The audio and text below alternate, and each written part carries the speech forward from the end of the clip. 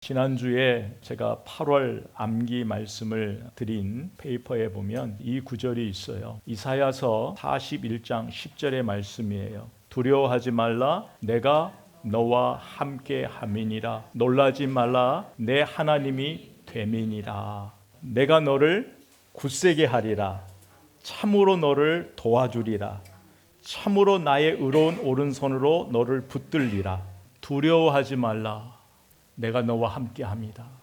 놀라지 말라, 나는 내 하나님이 됨이니라. 여러분, 여기서 두려워하지 말라, 놀라지 말라라는 것은 우리의 시선이 우리에게 주어진 상황이 아니라 하나님만 바라보라는 말씀이에요.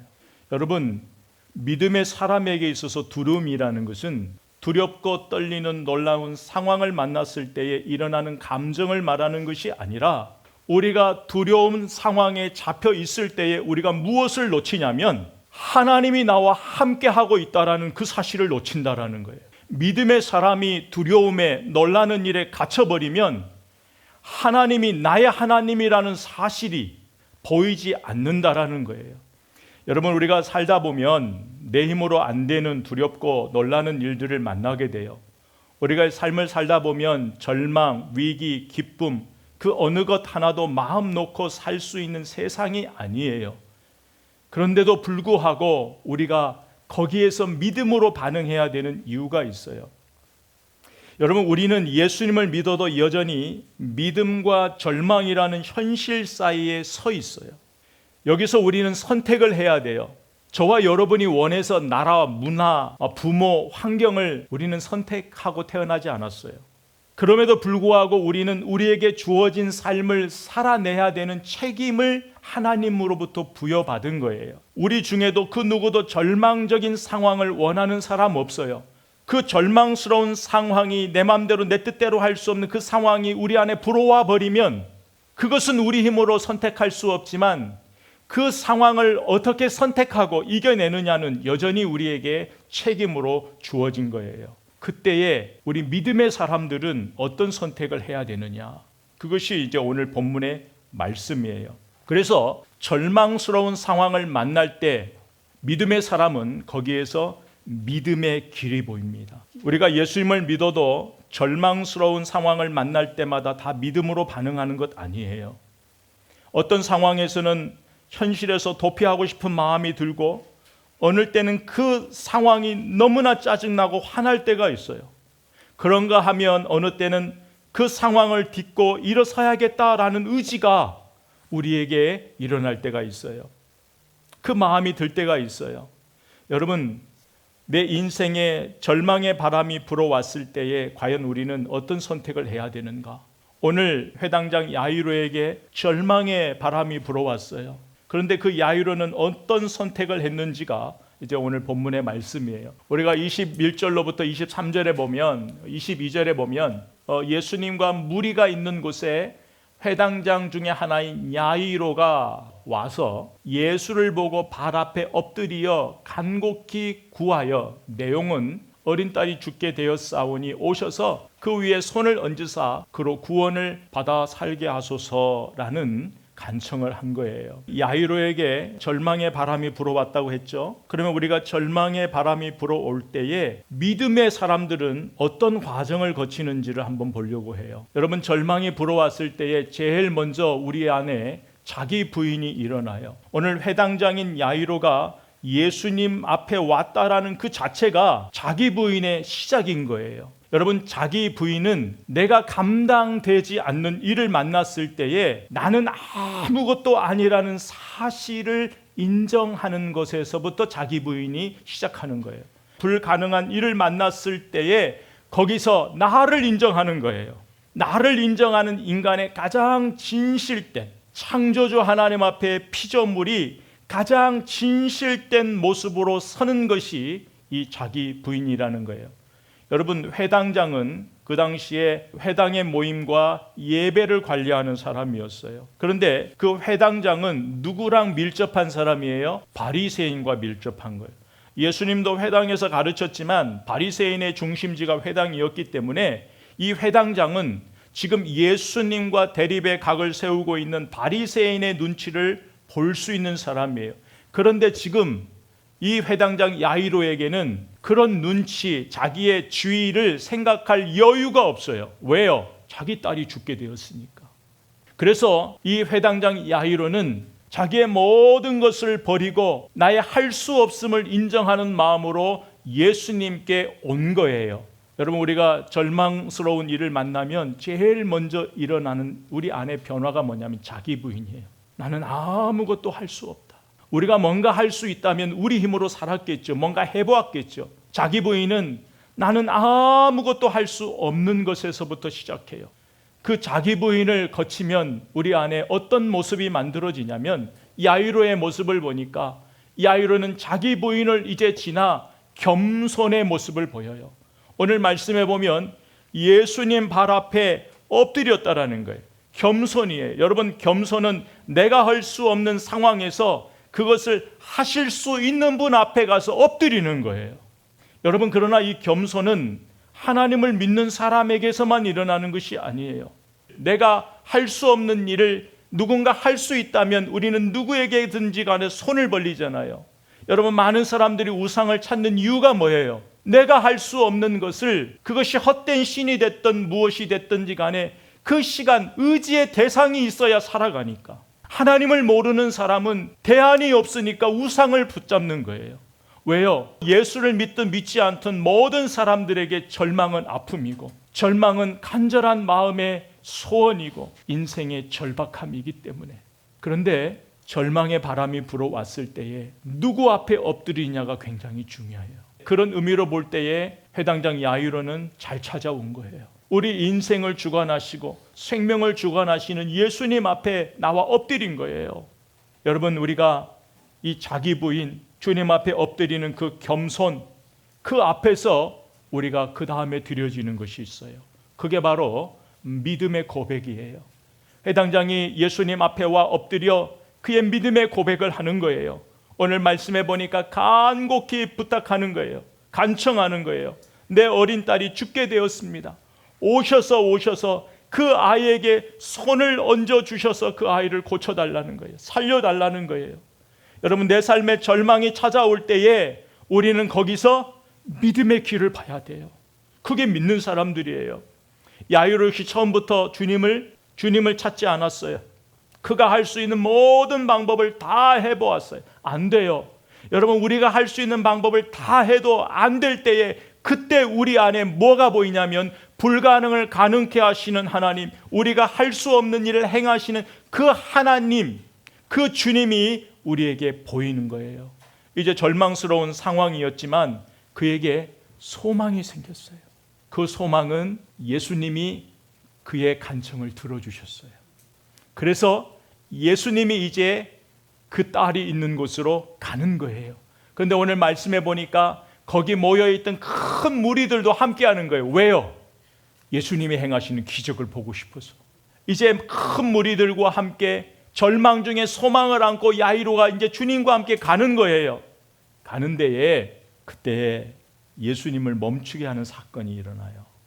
오늘 본문과 본문 사이에 우리가 잘 아는 12해를 혈루증으로 앓는 여인이 사건이 껴 있어요. 그 가는 도중에 그 12년 동안 혈루증에 걸려 산 여인, 부정한 여인이라 사람들로부터 손가락질 받는 살았으나 죽은 자처럼 살아가는 그 여인을 만나 예수님이 고쳐주시는 거예요. 그 고쳐주시는 그 시간, 12년 동안 얽매여 있던 자유함이 없던 그 여인이 다시 한번 자유를 누리고 구원이 선포되는, 치유가 선포되는 그 시간에 가장 그것을 불안한 마음으로 지켜보는 사람이 누구였을까요? 야이로요. 한 사람이 살아나고 고쳐지는 시간에 유독 조바심, 그 시간이 불안한 거예요. 여러분, 그게 우리예요. 나의 유익만을 고집하며 사는 것이 우리란 말이에요. 그런데 야이로가 걱정하는 일이 생겨버렸어요. 그 상황 속에 35절 말씀에 보니까 아직 예수께서 말씀하실 때에, 누구에게? 혈루증 걸린 여인에게 말씀하실 때에 회당장의 집에서 사람들이 와서 회당장에게 이르되 당신의 딸이 죽었나이다. 어찌하여 선생을 더 괴롭게 하나이까? 이제 내 절망의 숨통이 막 트이는 그 순간에 그때 연줄이 끊어지듯 야이로의 소망의 줄이 끊어져 버린 거예요.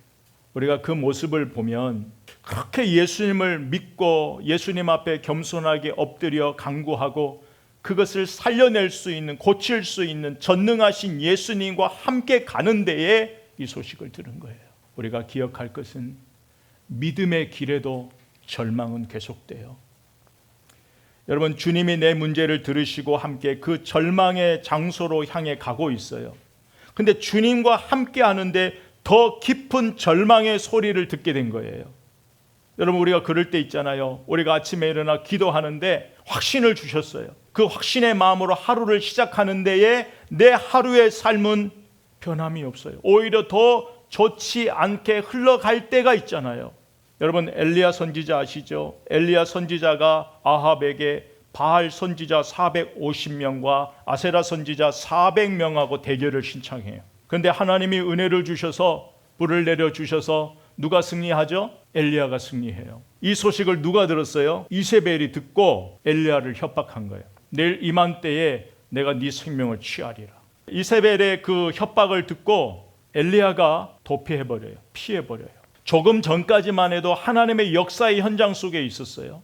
그리고 백성들에게 엘리야가 뭐라고 해요? 너희들이 아직까지도 우상과 하나님 앞에 왜 양다리를 걸치고 있냐 이 말이에요. 너희는 빨리 결정하라는 거예요. 이 사건을 통해, 이 승리를 통해서 보라는 거예요. 진짜 너희가 따르고 믿어야 할 대상이 누구인지를 그렇게 담대히 백성들을 향해 외쳤던, 그리고 그 승리를 경험했던 엘리야가 죽음을 놓고 싸운 거잖아요. 죽음을 놓고 바알 선지자와 싸워 승리한 그 엘리야가 이세벨의 협박에, 그러면서 노뎀 나무 아래에서 하나님 앞에 솔직한 심정을 고해요. 하나님, 내가 너무 사역의 짐이 고단하고 이제 그만하고 싶다라는 거예요. 여러분, 엘리야를 보면 그 마음이 참 이해가 가요. 하나님이 승리하게 해주시고 이제는 된 것 같아요. 이제는 살아계신 하나님이 보여주셨으니까 이제는 부흥의 바람이 일어나야 돼요. 변화의 바람이 일어나야 돼요. 우상을 섬기던 자는 두려워 떨어야 돼요. 그리고 그 사실을 목도한 하나님의 백성들은 다시 믿음의 새로운 바람이 불어 일어나야 된다고요. 죽었던 영혼들이 다시 살아나야 된다고요. 그런데 엘리야의 눈에 보이는 건 아무런 변화가 없는 거예요. 악은 더 강하게 나를 압박해 오고, 그때 엘리야의 마음이 무너져 버리는 거예요. 변화를 기대했던 곳에 변화가 일어나지 않아요. 예수님의 제자들의 경우를 볼까요? 예수님이 가라고 했어요. 배를 타고 가요. 그런데 뭘 만났어요? 풍랑을 만났어요. 예수님이 바다 위를 걸어오세요. 그런데도 풍랑이 멈추지 않아요. 예수님이 함께 해도, 예수님이 나에게 지금 걸어오고 있는 그 순간에도, 예수님이 그 현장에 계시는데도 풍랑이 멈추지 않아요. 말씀에 순종해도 풍랑을 만나요. 오늘 예수님이 함께 하셔도, 예수님과 함께 지금 가고 있는데도 불구하고 야이로에게 들려오는 소식은 소망의 소리가 아니었어요. 절망의 소식이었어요. 예수를 믿는다는 것이 기쁨이다가도 이런 일을 만나버리면 그냥 엘리야처럼 절망의 동굴로 도망쳐버리는 것이, 그것이 우리란 말이에요. 엘리야를 누가 그 믿음이 없다라고 소리칠 사람이 누가 있어요? 우리도 다 그 삶을 살아내고 있는데, 여러분, 신앙생활 할 때 가장 힘이 빠질 때가 언제인 줄 아세요? 나는 잘 안 풀리는데, 똑같이 신앙생활 하는데, 아니 오히려 나보다 더 하나님 앞에 열정적으로 섬기지 못하는데 저 사람의 인생은 잘 풀려요. 그런데 나는 하나님 앞에 몸부림치면서 살아가는데 내 인생은 안 풀리는 것 같아요. 여러분, 오늘 말씀이 그대로 드러나요. 예수님이 말씀하실 때에는 그 12년 동안에 그 혈우증으로 아팠고 고민하고 자유가 없었던, 살았으나 죽은 것처럼 살아갔던 그 여인에게 예수님이 뭘 말씀하세요? 예수께서 이르시되 따라 네 믿음이 너를 구원하였으니 평안히 가라. 네 병에서 놓여 건강할지어다. 여러분, 예수님이 이 말씀을 선포하시고 계시는 그 중에 한쪽에서는 소망이 사라져요. 야이로는 소망이 사라졌어요. 마지막 끈이 떨어져 버렸어요. 여러분, 이 차이를 무엇이 만들어내는지 아세요? 믿음이 이 차이를 만들어내요.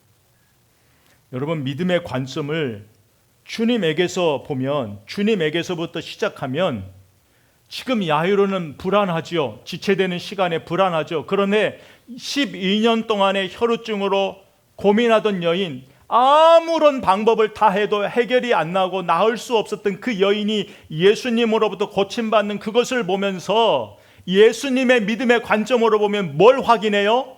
내가 찾아온 예수, 내가 만난 예수님이 진짜 예수님이구나, 진짜 능력이 있구나, 진짜 전능하시는구나, 그 예수님의 능력을 확인하는 시간이 되는데, 그 믿음의 관점이 나로부터 시작해버리면 야이로의 믿음의 관점이 어디로 돌아가 버렸어요? 그 소식을 듣고 나의 시점으로 시작한 거예요. 그러니까 다시 더 깊은 절망으로 빠져버린 거예요. 여러분, 이 믿음이 없는 사람들의 말을 예수님이 들으시고 뭐라고 하셨어요? 36절에 보니까 예수께서 그 하는 말을 곁에서 들으시고 회당장에게 이르시되 두려워하지 말고 믿기만 하라 하시고. 아멘. 두려워하지 말고 나를 믿기만 하라라고 말씀하셨어요. 여러분, 모든 것이 다 끝났다고 생각하는 그 순간에 주님이 말씀하세요. 두려워하지 말고 나를 믿기만 하라. 여러분, 주님과 함께 있어도 상황을 더 크게 봐버리면, 사람들의 그 절망의 소리를 크게 봐버리면, 크게 들으면 우리 안에 두려움이 몰려와요. 여러분, 두려움은 항상 우리를 절망으로 이끌어요. 두려움은 상황의 문제가 아니라 믿음의 문제예요. 여러분, 꼭 기억하세요. 두려움은 상황의 문제가 아니라 믿음의 문제예요. 오늘 예수님께서 이 말씀을 하신 이유가 뭐냐면, 여기서 믿기만 하라는 거예요.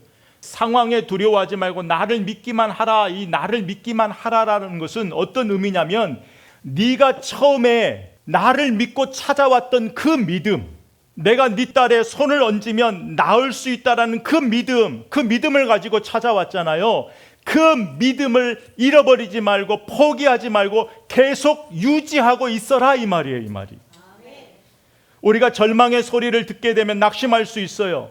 예수님이 우리와 함께 하심을 믿습니다라고 고백해도 그 절망의 소리가 순간 들려오면 우리가 잠시 흔들릴 수 있다고요. 낙심할 수 있다고요. 그런데 때로는요, 절망의 힘은요, 때로는 믿음의 힘보다, 기도의 힘보다 더 크게 느껴질 때가 있어요. 그게 우리예요. 여러분이 흔들리는 거 그거 당연해요. 내 마음이 흔들릴 그때가 중요해요. 그때 우리가 무엇을, 누구의 음성을 들어야 돼요? 주님의 음성을 들어야 돼요. 어떤 음성이요? 두려워하지 말고 나를 믿기만 해라. 야이로가 절망의 소식을 듣고 마음이 무너졌어요. 소망이 무너졌어요. 그때 주님의 음성이 들린 거예요. 주님이 말씀하신 거예요. 두려워 말라. 나를 믿기만 해라. 야이로, 네가 처음 나를 찾아왔을 때에 가졌던 그 믿음을 포기하지 말라는 거예요. 나 예수 말고는 답이 없다라는 그 심정으로 찾아왔던 그 믿음, 그 절박한 간절한 그 믿음을 포기하지 말아라. 계속 유지해라.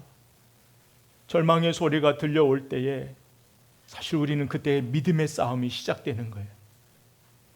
믿음이 없다라는 건 다른 게 아니에요. 내 안에 의심이 들어왔다라는 거예요. 절망 속에서 그렇다면 어떻게 이 지속적인 믿음을 유지할 수 있을까? 그 순간 절망의 소리가 아니라 주의 말씀, 약속의 말씀을 붙드는 거예요. 신뢰하는 거예요. 우리가 기도로 하루를 시작해요. 근데 살다 보면 세상의 소리, 상황의 소리, 그 소리가 주님의 말씀보다도 더 크게 들릴 때가 있어요. 그때 우리가 이 소리 들어야 돼요. 네가 믿고 기도한 그 믿음, 나를 바라보는 그 믿음, 나를 붙들고 있는 그 믿음, 그것을 계속 유지해라. 여러분이 아침에 기도하는 것도 중요해요. 말씀 보는 것도 중요해요. 그러나 더 중요한 것은 기도한 대로, 말씀 본 대로 어떤 상황에도 하루를 살아내면서 그걸 붙드는 거예요. 이것이 믿음이에요. 믿음 생활이라는 거예요. 여러분, 우리가 두려워하지 말고 주님을 믿어야 되는 이유는 상황은 변했지만 누구는 안 변해요? 주님은 안 변해요. 주님의 능력은 변함이 없어요. 여러분, 믿음은요, 내 안에 일어나는 두려움, 근심, 염려를 물리치는 힘이에요. 여러분, 믿음의 힘은요, 우리를 절망해서 누구에게 주님으로 끌어당기는 그 힘이 뭐냐면 믿음이에요. 그 믿음이 있으면 그 믿음의 끈이 절망 가운데 있는 우리를 주님에게로 끌어올린단 말이에요. 그 믿음의 끈을 놓지 말라는 거예요. 여러분, 그럼에도 주님은 믿음이 흔들리는 야이로와 그 무리들을 데리고 어디로 가요? 절망의 현장으로 주님이 가세요. 회당장의 집에 함께 가사 떠드는 것과 사람들이 울며 심히 통곡함을 보시고, 지금 절망의 현장은 지금 어떻게 돼버렸어요? 통곡이요. 이미 초상집이 된 거란 말이에요.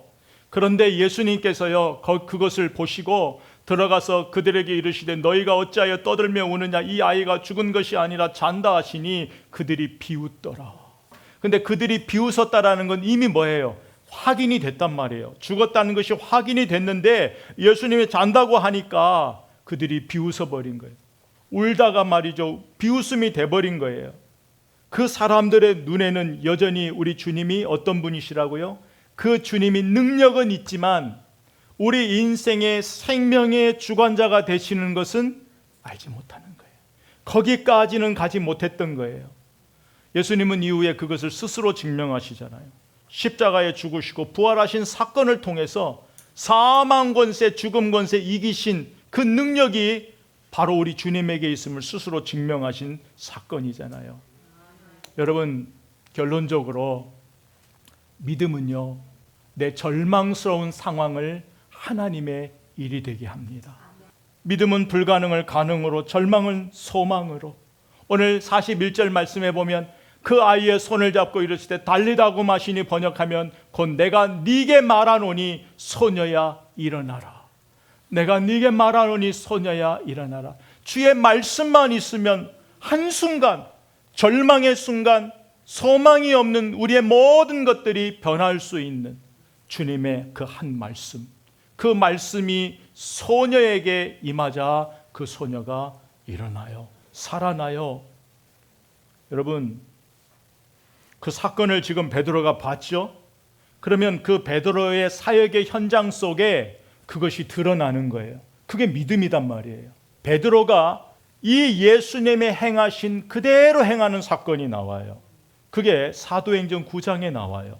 사도행전 9장에 보면 36절에 욥바의 다비다 하는 여자가 있는데 그 이름을 번역하면 도르가라, 선행과 구제하는 일이 심히 많더니 그때 그가 병들어 죽었어요. 이미 끝났단 말이에요. 그런데 사람들이 뭐가 있어요? 간청이 있어요. 오늘 사건과 유사하죠. 간청이 있어요.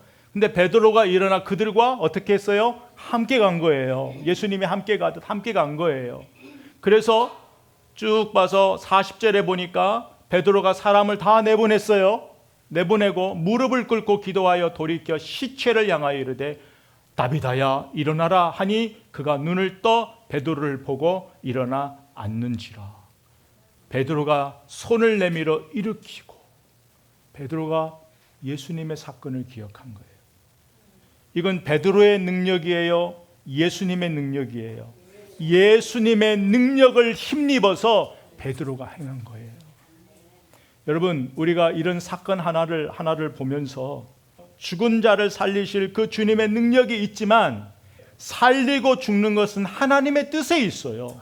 근데 우리가 중요한 것은 우리가 누구의 이름으로? 예수의 이름으로 기도하는 거예요. 예수의 이름으로 명하는 거예요. 예수의 이름으로 살아가는 거예요. 예수의 관점으로 바라보는 거란 말이에요. 이렇게 할 수 있었던 것은 예수. 믿음은 주님의 능력을 담아내는 그릇이에요. 저와 여러분의 믿음은요, 주님의 능력을 담아내는 그릇이에요. 우리가 계속해서 보고 있는 예수님을 만난 사람들을 보면서 하나같이 그들은 절망스러운 상황 속에 있었잖아요. 그렇죠? 누구 한 사람 온전한 사람 없었잖아요. 소망이 없고 위기 가운데 있고 기적만을 붙들어야 살 수 있는, 정말 주님이 아니고서는 답이 없는 인생들을 주님이 만나주셨잖아요. 우리가 계속해서 앞에 봤잖아요. 그런데 중요한 것은 그들의 절망적인 상황을 가지고 누가 일하셨다고요? 주님이 일하셨잖아요. 예수님이 일하셨잖아요. 그것이 예수님의 일이 되어버렸잖아요. 우리가 전에 보았던 날 때부터 소경되었던 그 비참한 절망 가운데 산 그 사람을 향하여 예수님이 뭐라고 하셨어요? 사람들이 볼 때에는 절망의 인생이었지만 주님이 볼 때에는 누가요? 하나님의 영광을 위하여 지낸 시간이었단 말이에요. 여러분, 오늘 말씀을 통해서 우리가 하나 기억했으면 좋겠어요. 오늘 말씀, 두려워하지 말고 나를 믿기만 해라. 아멘. 두려워하지 말고 나를 믿기만 하라. 이번 한 주 살아가면서 이 말씀을 계속 되새기세요.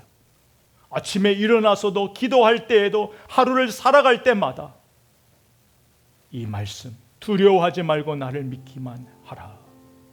다 이해하지 못해도, 다 알지 못해도 변함없는 것은 주님이 우리를 사랑하시고 나에 대한, 우리에 대한 계획이 있다라는 거예요.